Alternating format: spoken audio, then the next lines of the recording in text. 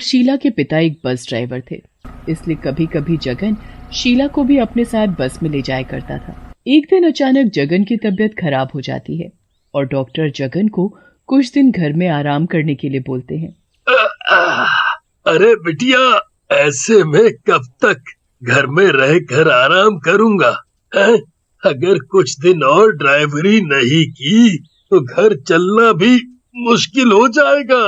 अरे पिताजी, आप चिंता क्यों करते हो? मैं हूं ना, और जब तक आप ठीक नहीं हो जाते तब तक मैं बस में सवारी ले जाया करूंगी। और वैसे भी आपकी बेटी आपसे तो अच्छी बस चलाती है। अगले ही दिन से शीला बस लेकर चल देती है। सभी बस ड्राइवर सवारी बुलाने के लिए आवाजें लगा रहे होते हैं। आओ भाई आओ, गगनपुर जाने वाली सारी सवारी इस बस में आ जाओ। सुंदर लड़की को देखते हुए दूसरी बसों की सवारी उतरकर शीला की बस में जा बैठती है। इस तरह अगले दिन भी शीला बस लेकर जाती है और शीला को देखते ही दूसरी बसों की सवारी उतरकर शीला की बस में जा बैठती है। अरे वाह, कल की तरह आज भी मेरी बस तो सवारियों से पूरी भर गई। लगता है आज भी मेरी बढ़िया कमाई होगी। जब से ये लड़की यहाँ आई है तब से तो मेरा पूरा धंधा ही चौपट हो गया है। पहले तो मेरी बस सवारी से पूरी चकाचक भरी रहती थी, पर जब से ये सुंदर लड़की शीला यहाँ आई है तब से मेरी बस की सवारी भी उतर कर इसकी बस में जा बैठती है। लगता है इस लड़की का कुछ करना पड़ेगा। तभी मदनलाल अपनी पॉकेट से मोबाइल फोन निकालता है और फोन पर किसी से बात करता है। कुछ ही देर में मदनलाल के पास जग्गा और बबलू नाम के दो आदमी वहाँ आते हैं। अरे भाई, तुम ही हो ना मदनलाल, जिसने हमें फोन करके यहाँ बुलाया है? हाँ, मैं ही हूँ जिसने तुम्हें फोन किया था। हाँ तो बोल भाई, क्या काम है? हाँ? वो जो सामने सुंदर सी लड़की दिख रही है ना, उसका नाम शीला है, उसी का कुछ करना है। तुम दोनों ऐसा कुछ करो कि ये बस चलना तो क्या, बस में बैठने से भी लोग डरने लगे। बस इतना सा काम? अरे ये तो मेरे बाएं हाथ का काम है। पर भाई मदनलाल, इस काम के हम पूरे 20,000 रुपए लेंगे। 20 तो क्या, मैं तुम्हें पूरे 25,000 रुपए दूंगा। हाँ। फिर जग्गा और बबलू वहाँ से चले जाते हैं और शीला की बस में जाकर बैठ जाते हैं। कुछ देर में बस सवारी से पूरी भर जाती है और शीला बस लेकर चल देती है। बस कुछ ही दूर पहुँचती है कि जग्गा शीला को देखकर गाना गाने लगता है। अरे शीला, शीला की जवानी। अरे भाई, क्या बात है? हाँ?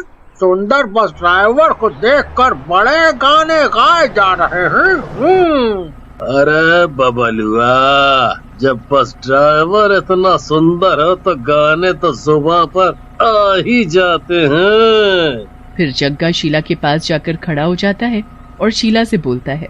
अरे ओ बस ड्राइवर शीला जी, जरा हमारी तरफ भी तो नजर घुमा कर देख लो। अरे जरा हमसे भी कुछ बतिया लो, काहे इतना चुपचाप बस को भगाए जा रही हो? अरे तुम दोनों चुपचाप अपनी सीट पर जाकर बैठो, कब से फालतू की बकवास किए जा रहे हो? अरे भाई, काहे बेचारी लड़की को परेशान कर रहे हो?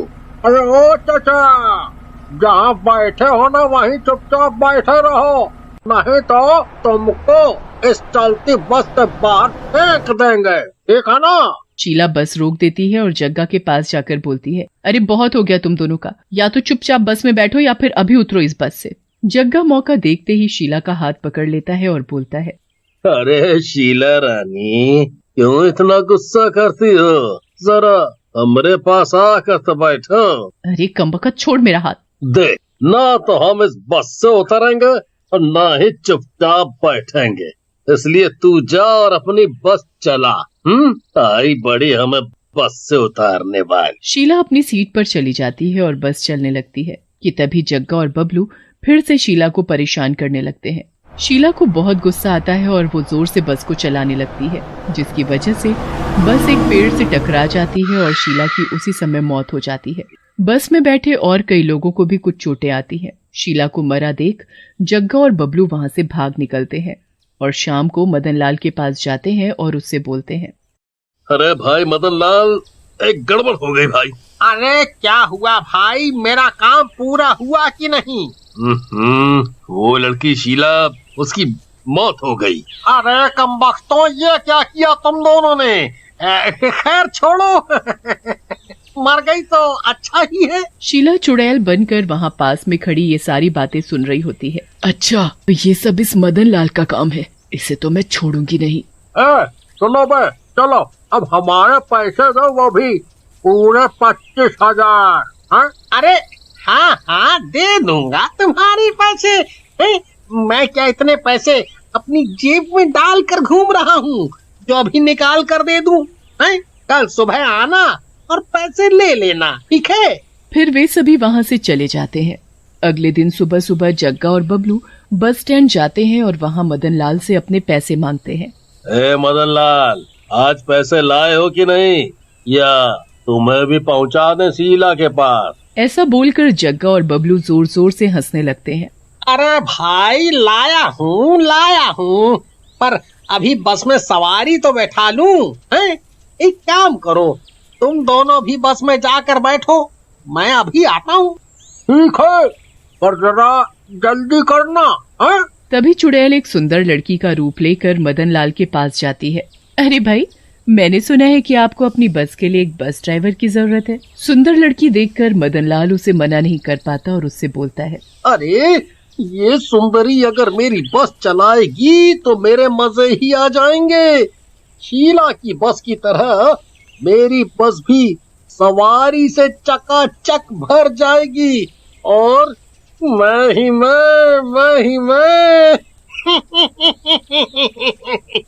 वाह वाह वाह। फिर चुड़ैल सुंदर लड़की के रूप में बस की ड्राइवर सीट पर जा बैठती है।